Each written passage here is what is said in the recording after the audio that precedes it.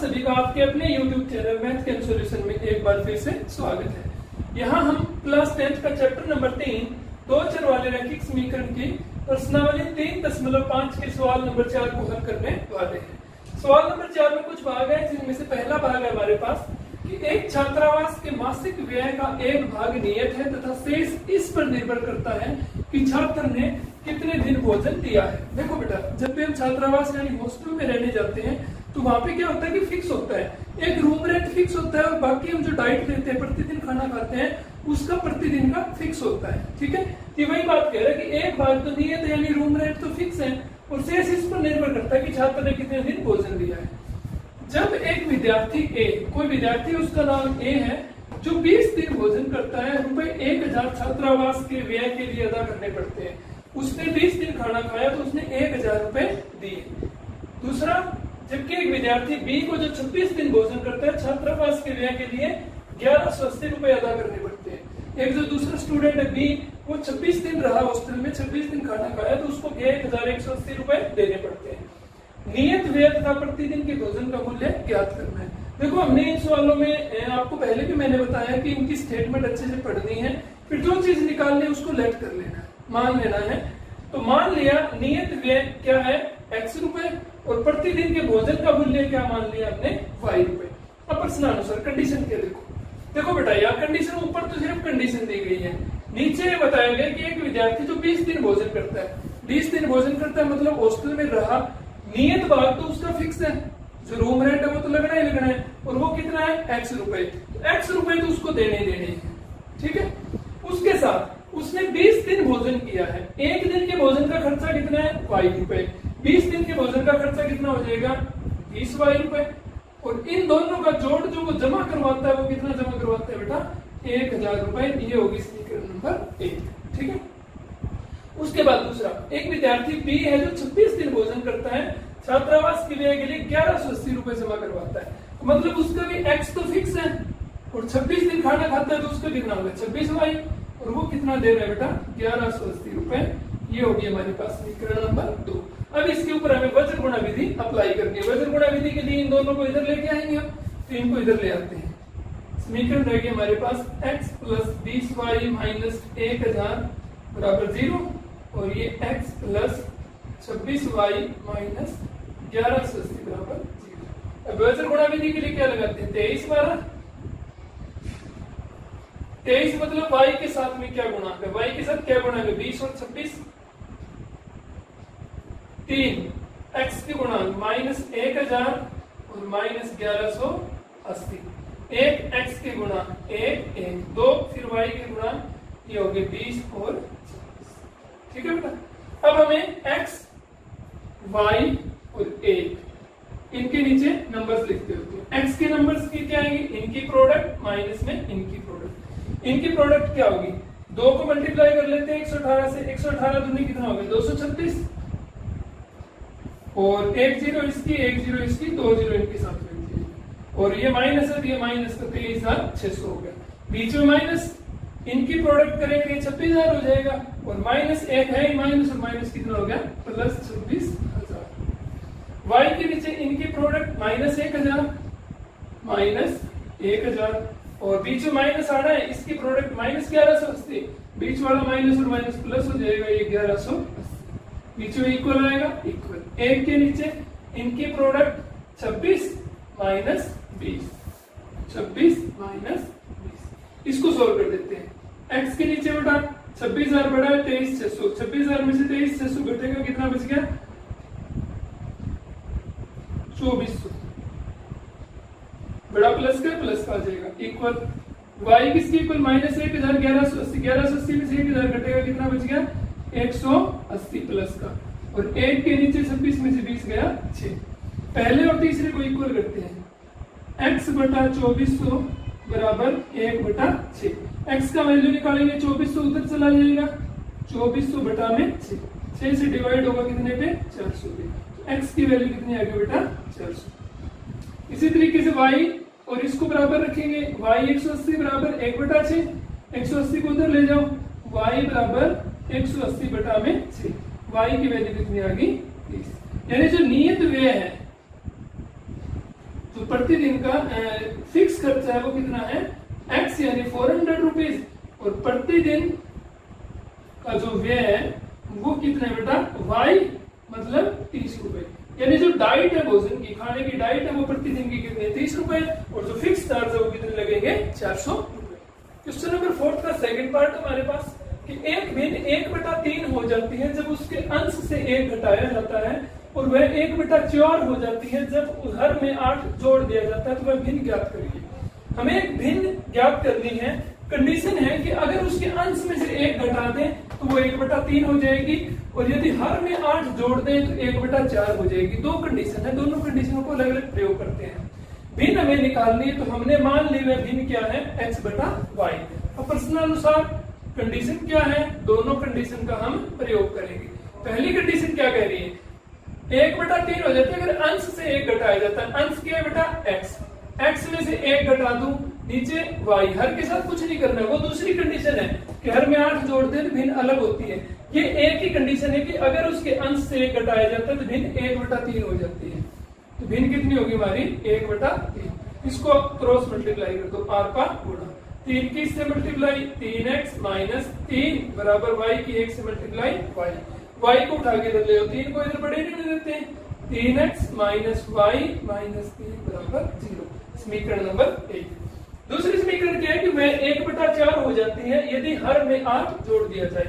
हर क्या है बेटा y, x तो ऊपर एज इट इज, और हर में 8 जोड़ दो तो भिन्न हमारी क्या होगी 1/4। r पर गुणा 4 की 1 से गुणा 4x बराबर ये y जमा 8। इनको उठा के इधर ले आओ, 4x - y - 8 बराबर 0। समीकरण नंबर 2। अब 1 और 2 को हल करना है तो हम इसके ऊपर क्या लगाएंगे वज्र गुणा विधि। उसके लिए हम 23/12 हमारा जो फॉर्मूला है, 23 मतलब y के नंबर, y के साथ यहाँ -1 है, यहाँ भी -1 है, तो -1 -1।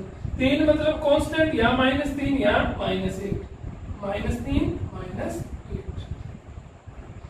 और फिर x में यहाँ पे 3 यहाँ पे 4, और फिर ये y आ गया, y के साथ हमने पहले भी लिख रखा -1 को दोबारा लिख देते हैं। अब वज्र गुणा विधि, वज्र गुणा विधि वो विधि का एक फॉर्मूला है। विधि में क्या होता है x, y और 1 की वैल्यू निकालते हैं। x के नीचे हम क्या लिखेंगे, पहले इन दोनों की मल्टीप्लाई, माइनस में इन दोनों की मल्टीप्लाई, -1 × -8 8 हो गया, बीच में माइनस आएगा, -1 और -3 की मल्टीप्लाई +3 हो जाएगी, बीच में माइनस है तो वो माइनस पड़ा रहेगा, बीच में इक्वल, -3 और 4 की मल्टीप्लाई -12, बीच में माइनस आएगा, 3 और -8 -24, ये माइनस और माइनस प्लस करके 24, 1 के नीचे 3 और -1 -3, बीच में माइनस, 4 और -1 -4, ये माइनस और माइनस प्लस 4। x के नीचे क्या आएगा बेटा 8 - 3 5, y के नीचे -12 + 24 घटेंगे, 24 में से 12 गया 12, और 1 के नीचे -3 + 4 1। x और y की वैल्यू निकालने के लिए फर्स्ट और लास्ट को कंपेयर कराते हैं। x/5 बराबर 1/1, 5 उधर चला गया, x की वैल्यू 5 आ गई। y की वैल्यू निकालने के लिए लास्ट सेकंड और थर्ड को कंपेयर करवाएं, इक्वल टू 1/1, तो y इक्वल टू किसकी हो गया 12 उधर चला गया। तो हमारी जो भिन्न बनी, भिन्न हमारी क्या बन गई बेटा, भिन्न क्या थी x/y, और x की वैल्यू कितनी है 5 और y की वैल्यू 12, तो हमारी जो भिन्न बनी वो क्या बनी 5/12। प्रश्नावली का सवाल नंबर 3 है हमारे पास कि यश ने एक टेस्ट में 40 अंक अर्जित किए जब उसे प्रत्येक सही उत्तर पर 3 अंक मिले तथा अशुद्ध उत्तर पर 1 अंक की कटौती की गई। यदि उसे सही उत्तर पर 4 अंक मिलते तथा अशुद्ध उत्तर पर 2 अंक कटते तो यश 50 अंक अर्जित करता। टेस्ट में कुल कितने प्रश्न थे? देखो टेस्ट में प्रश्न थे, उसमें कुछ का जवाब सही दिया गया और कुछ का गलत जवाब दिया गया। ये वो नेगेटिव मार्किंग वाले क्वेश्चन है, जैसे कंपटीशन एग्जाम होते हैं ना, उनमें नेगेटिव मार्किंग होती है। आप जितने ठीक करते हो उनके काउंट होते हैं, फिर जितने गलत करते हो उनका भी मार्क्स उन सही में से काट दिए जाते हैं। ये वो वाली चीज है, सही प्रश्न है उसके 3 अंक दिए और अगर एक गलत हो गया तो उन 3 में से 1 अंक उड़ा दिया जाएगा, यानी 2 ही बचेंगे। समझ गए? तो वही चीज है, कुछ जो कुल प्रश्न थे टेस्ट में, यश ने कुछ का सही जवाब दिया होगा और कुछ का क्या दिया होगा, गलत जवाब दिया होगा। तो मान लिया कुल सही प्रश्न जिनका सही जवाब दिया गया वो कितने x और जो अशुद्ध है जिनका गलत जवाब दिया गया वो कितने हैं y। तो कुल परसेंट कितने होंगे टेस्ट के अंदर, x और y को अगर जोड़ दे तो कुल परसेंट आ जाएंगे। ठीक है बेटा। अब प्रश्नानुसार प्रश्न क्या कंडीशन कहता है कि यश को 40 अंक मिले अगर उसने सही उत्तर पर 3 अंक दिए। सही उत्तर कितने दिए उसने, x। एक अंक, एक क्वेश्चन के कितने मिले 3, तो x के कितने मिल जाएंगे 3x। और अशुद्ध उत्तर का कितना घटा, 1 अंक घटा। अशुद्ध परसेंट कितने हैं y, तो उत्तर भी कितने हो गए y, और गलत उत्तर कितने हो गए, 1 से गुणा कर दे तो नंबर हमारे घट जाएंगे y। तो हमारे जो नंबर मिले वो कितने हो गए 3x। एक के 3 अंक थे, x परसेंट के कितने हो जाएंगे 3x, ये हमें कुल अंक मिल गए। अब एक गलत का कितना है 1 अंक, कुल गलत कितने हैं y, तो y। इनमें से अगर मैं घटा दूं, सही में से गलत घटेंगे तब वो कहता है उसको 40 नंबर आते हैं।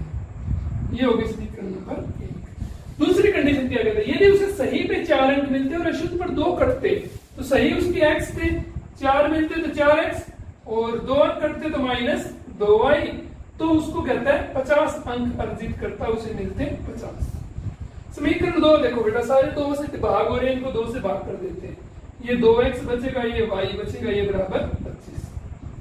ठीक है। अब हम इनको इधर करके लिख देते हैं क्योंकि हमें वजन गुणा विधि लगानी है। ये 3x माइनस वाई माइनस 40 बराबर 0 और ये 2x माइनस वाई माइनस 25 बराबर 0। ठीक है।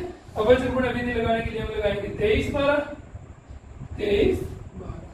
2 के नीचे y के कोएफिशिएंट, y के नीचे क्या है -1 y के साथ में -1, यहाँ भी y के साथ -1। 3 बिना x y वाले ये -40 और -25। x के नीचे वाले 3 और 2, फिर y के नीचे वाले -1 एंड -1। वैल्यू निकालनी है तो x y 1, x के नीचे लिखेंगे y के नीचे 1 के इक्वल, तीनों को इक्वल करेंगे। x के नीचे क्या लिखा जाएगा, इनकी मल्टीप्लाई, -1 और -25 की मल्टीप्लाई 25, बीच में निशान माइनस, फिर इनकी मल्टीप्लाई -40 और -1 40 हो गया, बीच में माइनस पड़ा रहने दो, ये 40 आ गया। फिर दूसरा इनकी प्रोडक्ट -40 इंटू 2 -80, बीच में -25 और 3 -75 हो जाएगा, माइनस और माइनस प्लस 75 हो जाएगा। 1 के नीचे 3 इंटू a -1 -3, बीच में माइनस, 2 इंटू -1 -2 हो जाएगा, माइनस और माइनस प्लस 2। x के नीचे क्या आ गया बेटा 25 -40 -15 बचेगा, घटेंगे बड़ा माइनस कर, माइनस का निशान आ गया। y के नीचे -80 प्लस 75 -5 बचेगी, और 1 के नीचे -3 प्लस 2 -1। x की वैल्यू निकालने के लिए पहले और तीसरे को इक्वल रख दें, x बटा में -15 बराबर 1 बटा -1, और पार गुणा करते हैं, -15 को उधर ले जाओ, x बराबर -15 बटा में -1, माइनस से माइनस कैंसिल हो गया, x की वैल्यू कितनी आ गई 15। सेम इन दोनों को इक्वल रखते हैं, y बराबर -5 1 बटा -1, -5 को उधर ले जाओ, -5 बटा -1, माइनस से माइनस कैंसिल, y की वैल्यू क्या आ गई 5। x क्या था बेटा सही परसेंट, वैसे सही परसेंट कितने हुए x की वैल्यू क्या आई 15, तो उसने सही परसेंट किए 15, और गलत परसेंट जो गलत जवाब दिए गए वो y थे, वो उसकी वैल्यू कितनी आई 5। कुल परसेंट कितने हो गए टेस्ट में बेटा, कुल परसेंट क्या थे हमारे x जमा y, मतलब 15 जमा में 5 बराबर 20, ये हमारे पास कुल परसेंट हो गए। क्वेश्चन नंबर 4 का पार्ट नंबर 4 हमारे पास कि एक राजमार्ग पर दो स्थान है A और B, 100 किलोमीटर की दूरी है दोनों के बीच में। मान लीजिए एक A और एक B है, दोनों के बीच में दूरी कितनी होगी 100 किलोमीटर। एक कार A से तथा दूसरी कार B से एक ही समय पर चलना प्रारंभ करती है, यानी एक कार तो एक जगह से चलेगी, दूसरी B पे चलेगी, और एक ही टाइम पे चलना प्रारंभ करती है। यदि ये कारें भिन्न भिन्न चालों से एक ही दिशा में चलती है, अलग अलग चाल से एक दिशा में चलेगी, जैसे A इधर चलना शुरू कर दे और B भी इधर ही चलना शुरू कर दे, ठीक है बेटा, तो वे 5 घंटे पश्चात मिलती हैं। यानी A कार है ना जो B कार को पकड़ लेगी कितनी देर में, 5 घंटे में, 5 घंटे बाद A B को पकड़ लेगी। यदि वे विपरीत दिशा में चलती है, मतलब A इधर चलेगा और B इधर चलेगा, तो वे 1 घंटे पश्चात मिल जाती हैं। दोनों कारों की चाल ज्ञात करो, ठीक है। तो मान लिया पहले कार की चाल है x किलोमीटर पर आवर और दूसरी कार की चाल है y किलोमीटर पर आवर। प्रश्नानुसार क्या कहता है हमारे पास, प्रश्न की कंडीशन क्या है बेटा हमारे पास, प्रश्न की कंडीशन है कि अगर एक ही दिशा में चले तो 5 घंटे बाद मिलेंगे। देखो बेटा, ए और बी के बीच की दूरी कितनी है? 100 किलोमीटर। फिर कुल मिला के ए अगर बी को पकड़ेगी तो जो डिस्टेंस कवर करनी है दोनों के बीच की 100 किलोमीटर की डिस्टेंस कवर करनी है, यानी जो गैप निकालना है दूरी का वो कितने का निकालना है? 100 किलोमीटर का। अब ए की स्पीड कितनी है? x kilometre. 5 घंटे तक चलेगी ए, तो कितने किलोमीटर चल जाएगी बता सकते हैं कोई? 5x। 1 घंटे में x किलोमीटर चलती है, ए 5 घंटे बाद पकड़ेगी उसको, 5 घंटे में कितनी चल जाएगी? 5x kilometre. सेम दूसरी कार भी तो 5 घंटे तक चलती रहेगी, उसकी स्पीड कितनी है? y, वो कितनी चल जाएगी? 5y। और इन दोनों का जो माइनस होगा, क्योंकि डिस्टेंस तो माइनस ही करेगी ना, ये इसको पकड़ेगी, इनका जो कुल डिस्टेंस है वो इतना कितना कवर करना है इनको? 100 किलोमीटर इक्वल टू 100। ठीक है बेटा, तो अब ये तीनों के तीनों 5 से डिवाइड हो रहे हैं, 5 से डिवाइड कर दो, x minus y equal to 20 समीकरण नंबर 1। दूसरी कंडीशन, यदि वो विपरीत दिशा में चलती है, विपरीत दिशा मतलब a इधर से चलना शुरू करे, b इधर से, तो वो 1 घंटे पश्चात मिल जाएगी। तो a 1 घंटे चलेगा, x किलोमीटर तो x ही चलेगा, b भी 1 घंटे चलेगा तो वो y चलेगा, और दोनों का जोड़, वो इधर से आया वो इधर से आया, दोनों ने कुल मिलाई कितनी डिस्टेंस देगी? 100 किलोमीटर डिस्टेंस देगी। x प्लस y बराबर 100, समीकरण नंबर 2। दोनों को वजन गुणा विधि लगा के हल कर देते हैं। तो 20 को इधर उठा लो, x माइनस वाई माइनस 20 बराबर 0, और ये x प्लस वाई माइनस 100 बराबर 0। 23 बार अप्लाई करते हैं बेटा, 23 बार 2 के नीचे y की कोएफिशिएंट, y के ऊपर -1 नीचे +1, 3 ये -20 माइनस 100, एक x के कोएफिशिएंट, x के साथ क्या है? 1 1, 2 फिर y की कोएफिशिएंट तो -1 और 1। अब x की वैल्यू, y की वैल्यू और कांस्टेंट इक्वल करने हैं इनको। x के नीचे क्या आएगा? y के नीचे क्या आएगा? 1 के नीचे क्या आएगा?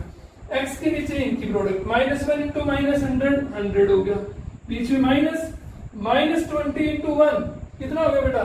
-20, माइनस और माइनस +20।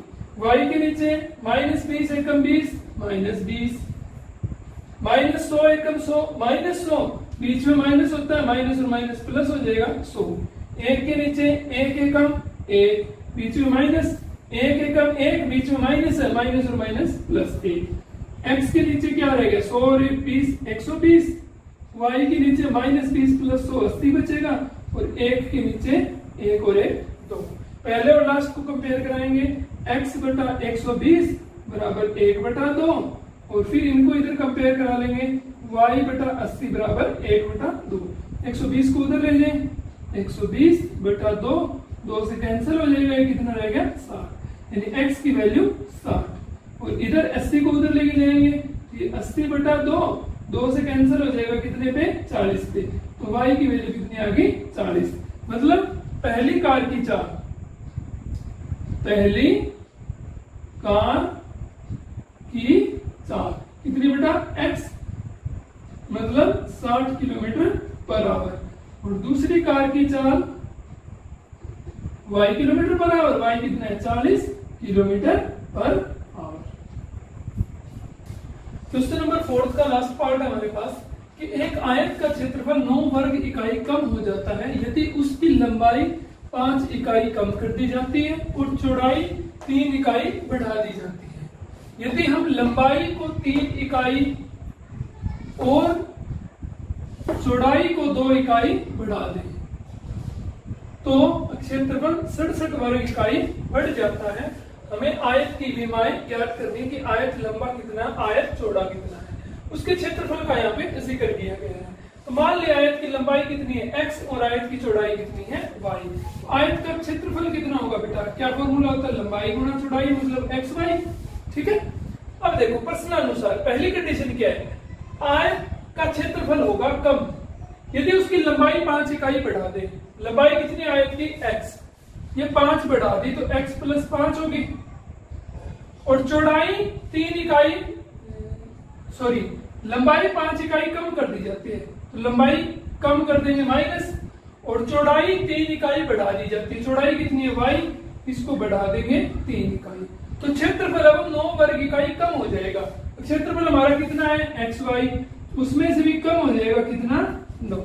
ठीक है, इसको अब अंदर गुणा कर दो, x की y से गुणा xy, x की 3 से गुणा प्लस 3x, फिर -5 की करेंगे -5y, -5 plus 3 -15 equal to xy minus.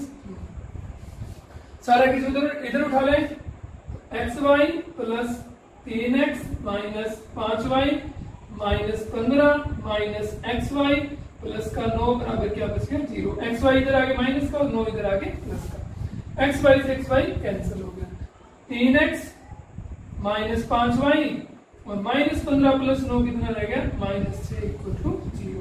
ये समीकरण नंबर 1। दूसरी कंडीशन क्या है, लंबाई को 3 इकाई और चौड़ाई को 2 इकाई बढ़ा दे। यदि लंबाई भी बढ़ानी है और चौड़ाई भी बढ़ानी है, तो लंबाई कितनी थी x और कितनी इकाई बढ़ेगी 3 इकाई, और चौड़ाई कितनी है y, कितनी इकाई बढ़ेगी 2 इकाई। तो ये कहता है क्षेत्रफल 67 वर्ग इकाई बढ़ जाएगा। क्षेत्रफल कितना था xy, वो 67 बढ़ जाएगा, तो 67 बढ़ा दिया। अब अंदर मल्टीप्लाई करो, x की y से xy, x की 2 से 2x प्लस 3 की तो 3y प्लस 3 दूना 6 इक्वल टू xy प्लस 67। ठीक है बेटा, सारा कुछ उठा के इधर ले, xy plus 2x plus 3y plus 6 minus xy minus 67 equal to 0। xy से xy कट गया, ये कितना बच गया 2x plus 3y plus 6 minus 67 कितना रहेगा -61 इक्वल टू 0। अब हम इन दोनों समीकरण के ऊपर ये समीकरण नंबर 2 आ गई, हम वज्र गुणा विधि लगाएंगे। उसके लिए हम लिखते हैं 23 12। 23 मतलब y के गुणांक, y के गुणांक यहाँ पे y गुणांक क्या -5, यहाँ पे +3, ये -5 प्लस 3, 3 मतलब कांस्टेंट, यहाँ -6 यहाँ -61, -6 -61, एक x के गुणांक यहाँ 3 यहाँ 2 और फिर 2 ये हमने पहले लिख चुके, उसको रिपीट कर देते हैं -5 3, x के नीचे y के नीचे और 1 के नीचे ये इक्वल होंगे, x के नीचे इनकी गुणा, माइनस और माइनस तो प्लस हो जाएगी, 61 5 305, बीच में माइनस, -6 दिया 18, -18 माइनस और माइनस प्लस 18 बटा में y के नीचे इनकी गुणा, -6 इंटू 2 -12 हो गया, बीच में माइनस, -6 इंटू 3 कितना होगा 183, माइनस और माइनस प्लस 183 इक्वल टू इनकी गुणा, 3 दिया 9, बीच में माइनस, ये 5 दूना 10, माइनस का माइनस और माइनस प्लस 10, x के नीचे कितना आ गया 305 प्लस 18 323 इक्वल टू y के नीचे -12 प्लस 183 171 बचेगा और 1 के नीचे 19। पहले और लास्ट को कंपेयर कराओ, x बटा 323 बराबर 1 बटा 19। इसी तरीके से लास्ट दो को कंपेयर कराओ, y बटा 171 बराबर 1 बटा 19। x की वैल्यू 323 को उधर ले जाए, 323 बटा 19 और y बराबर 171 को उधर ले जाए, 171 बटा 19।